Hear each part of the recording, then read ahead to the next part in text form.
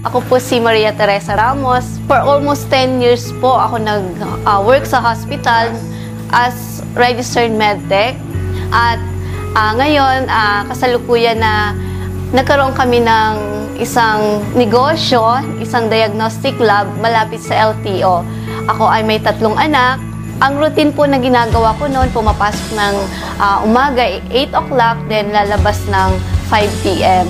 Ang una po sumali talaga at nagustuhan ng gusto ay ang aking pong asawa. Kahit ayaw ko po, talagang siya po ay nagpumilit. After po niyang mag-join, binilhan niya agad ako ng account. Tapos, nilagyan po niya ako ng tao. Okay. Tapos, nung kumita po ako nilagyan niya ako ng maraming tao. Tapos, napapansin ko sa kanya, tuloy-tuloy naman siya. Lalo po kaming tumibay na kami po ay may mga times na kami ay nagkakaroon din ng mga discussion pero hindi mawawala. So, talagang lalo kong sa circulate ay tumingin sa akin kasi naging maganda na daw ako ngayon. Karoon na po kami ng maayos na yung sa financial, talagang nakakatulong na po kami sa aming pamilya at the same time po, nagkakaroon kami ng time freedom. Yung kasama namin yung mga anak namin kasi nung almost 10 years, talagang hindi namin sila laging kasama. Ang pakiramdam ko, kuya, salamat na lang po at may AIM Global. Buti na lang po at nagtuloy-tuloy po ang aking mahal na asawa. At ako rin po ay nakumbinsi na talagang gawin po itong AIM Global. Noong nakabili po kami ng sasakyan, ang naramdaman ko, kuya, sobrang saya po. Dahil by sasakyan, kasi dati po ang sasakyan namin is motor. Na pumupunta kami ng Mabini, 3 ang sakay namin.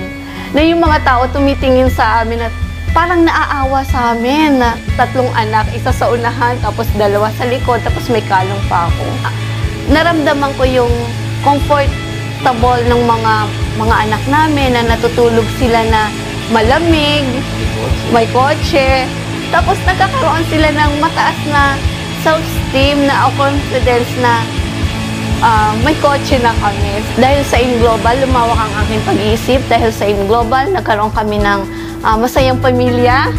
Dahil sa AIM Global, nagkaroon na kami ng time freedom kasama ang aming mga anak. Dr. Ed, napakalaki ng puso niya, visionary man. Sir Francis, sobrang cool. Talagang napaka-simple niya na tao. At Sir John Aspirin, sobrang masayahin niya. Kaya talagang pag siya yung nagsasalita, talagang tuwan-tuwa.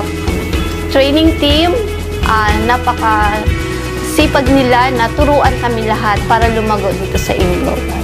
Kuya napakalaki ng puso niyo po, tapat, totoong tao, at mapagmahal sa kanyang mga downlines. Dahil naramdaman namin yun na minahal niyo rin kami dito sa AIM Global. Sir Sunny Batucabe, medyo mabagal siya magsalita pero sobrang na-appreciate ko yung kanyang pangungulit nung nag-i-start kami at saka mabait na upline. Ryan Recalde, napaka-humble na bata. Si Ronald Recalde, masayahin at mabait na upline. Sa mga nagsisimula, normal na mahirapan kayo, pero ituloy-tuloy niyo lang. Kung ano yung aming present ngayon, yan ang future nyo. Kaya, kailangan natin na magtulungan para gawin ang negosyong ito. Kuya salamat po sa privilege na ako po ay mabigyan ninyo ng award. Lagi ko po kayong pinagdadasal na humaba pa ang inyong buhay para lalo kayong makatulong pa sa maraming tao. I love AIM Global. I love Universal Eagles Alliance. I love UEA. I love Ultimate Conquerors. I love Kuya I love also my husband, Sir Floyd Ramos.